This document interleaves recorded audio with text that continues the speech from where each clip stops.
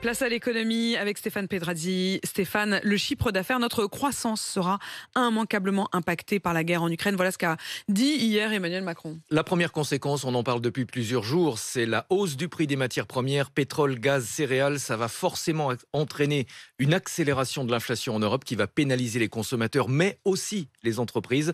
L'autre conséquence, c'est la dégradation de nos relations commerciales avec la Russie qui forcément ne sera pas indolore. 500 entreprises françaises sont présentes en Russie, 35 entreprises du CAC 40, elles emploient au total 160 000 personnes, ce qui fait de la France le premier employeur étranger du pays.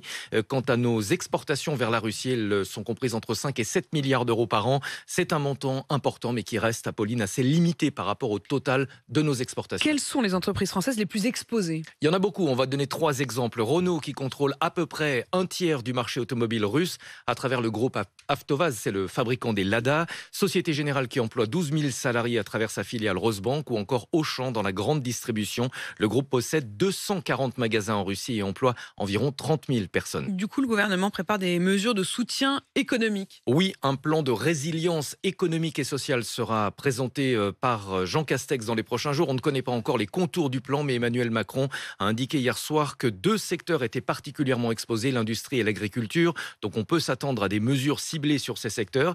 Est-ce qu'il y aura des mesures pour les consommateurs? Ça paraît évidemment inévitable. Face à la hausse des carburants, du gaz, du fioul domestique, le chef de l'État hier soir a promis de protéger les Français contre les conséquences de la guerre. Il a aussi parlé d'un impact sur la croissance. Est-ce que ça veut dire que la prévision 2022 va être revue à la baisse? Alors pour l'instant, elle est de 4%, mais c'était avant le début de la guerre en Ukraine. À ce stade, aucun économiste n'est capable de chiffrer avec précision l'impact sur la croissance. Il y a trop de facteurs d'incertitude, à commencer par la durée et l'ampleur du conflit en Ukraine. Ce qu'on sait avec quasi-certitude, c'est que les prix vont augmenter. L'inflation va continuer d'accélérer dans les prochains mois en Europe. Et ne